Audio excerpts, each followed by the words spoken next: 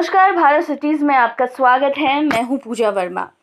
चुनाव नजदीक आने वाले हैं और इसको लेकर सभी पार्टियां अपनी अपनी तैयारियां कर रही हैं। नीतीश कुमार के रवैये पर लोक जनशक्ति पार्टी के नाराज होने के बाद बीजेपी के नेता भले ही विवाद सुलझाने लगे, लेकिन हकीकत कुछ और है।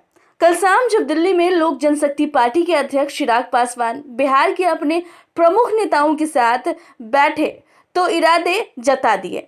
चिराग पासवान ने कहा है कि उनकी पार्टी के पास बिहार विधानसभा चुनाव में खोने के लिए कुछ नहीं है। बहुत बुरा हुआ तो स्थिति पहले के मुकाबले बेहतर होगी। दरअसल गुरुवार की शाम दिल्ली में चिराग पासवान ने अपनी पार्टी की सदस्य बोर्ड की बैठक बुलाई थी। सदस्यीय बोर्ड में लोक जनशक्ति पार्टी के प्रमुख नेता शामिल हैं।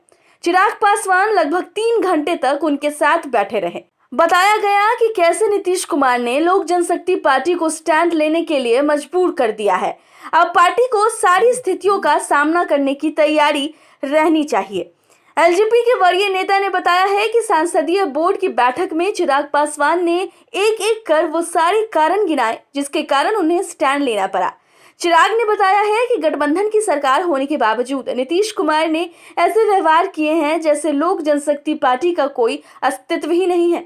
उन्होंने जन समस्याओं पर 1 दर्जन से ज्यादा पत्र बिहार के मुख्यमंत्री को लिखा, लेकिन किसी का कोई नोटिस नहीं लाया गया।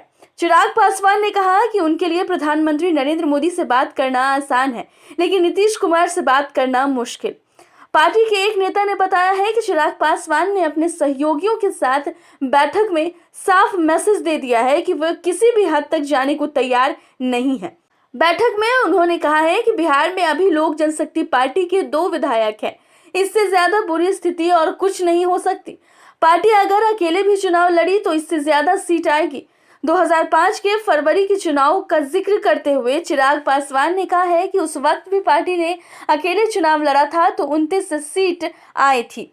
चिराग ने साफ कर दिया है कि उनकी लड़ाई सीटों के बंटवारे की लड़ाई नहीं है। बीजेपी से अभी सीटों के बंटवारे पर कोई बातचीत नहीं हुई है।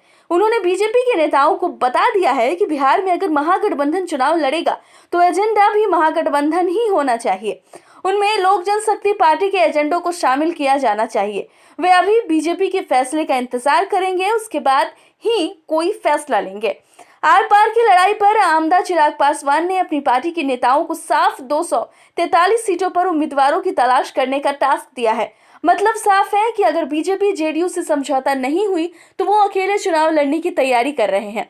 एलजेपी सूत्रों के मुताबिक चिराग पासवान के तेवर बता रहे हैं कि पार्टी नए गठबंधन के लिए भी तैयार है। एलजेपी सूत्रों के मुताबिक चिराग पासवान झुकने के मूड में नहीं दिख रहे हैं। उनके पिता और केंद्रीय सरकार में मंत्री रामविलास पासवान ने गुरुवार के दिन में ही कह दिया था कि पार्टी चलाना चिराग पासवान का काम है और वे ही सारे फैसले लेंगे।